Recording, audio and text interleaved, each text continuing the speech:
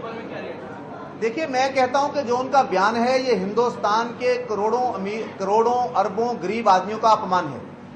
हर व्यक्ति इतने बड़े घर में पैदा नहीं हुआ था 1952 में 53 में जो अंग्रेजी स्कूल में बड़े स्कूल में जा सके।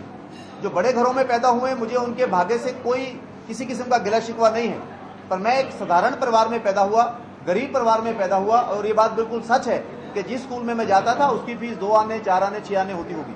मुझे इस बात पर गर्व है और मैं समझता हूं कि इस छोटे से कस्बे से आया हुआ व्यक्ति, चंडीगढ़ जैसी जनता ने उनको 2 बार हराकर और मुझे जिताकर जो लोकसभा में भेजा, ये हिंदुस्तान के अवाम की जीत है, गरीब आदमी की जीत है।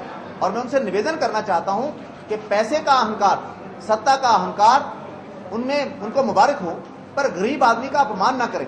अरबों लोग हैं जो 2 पैसे के स्कूल में जाते हैं, उन बच्चों में भी योग्यता है, टैलेंट है। आपको नहीं लगता कि ये जो आज के पैम्फलेट्स हैं, चंडीगढ़ के कैंपेनिंग में इतनी गर्मी या इतना ज्यादा लिखापन कभी नहीं था जो इतना आ जाए? ये पैम्फलेट हमने उनके पैम्फलेट आने के बाद छापा है।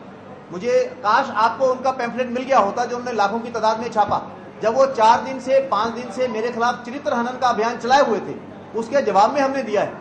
दुख मुझे इस बात का है कि जब शीशे के महल में बैठकर वो दूसरों पर पत्थर मारते हैं तो उनको कष्ट नहीं होता, पर जब जवाब में एक पत्थर अपनी तरफ आ जाता है तो उनको कष्ट होता है। वास्तव में उनके स्वभाव में डिसेंट और अपोजिशन बर्दाश्त करना उनके स्वभाव में है ही नहीं। इस प्रकार आडवाणी जी को चिट्ठी लिखा है आपको, आप इसको किस प्रकार? आडवाणी जी को चिट्ठी लिखने की आवश्यकता नहीं है। वो केंद्र में गृह मंत्री को चिट्ठी लिखे, इंक्वायरी करवाएं। आडवाणी जी के पास इंक्वायरी करने की पावर नहीं है।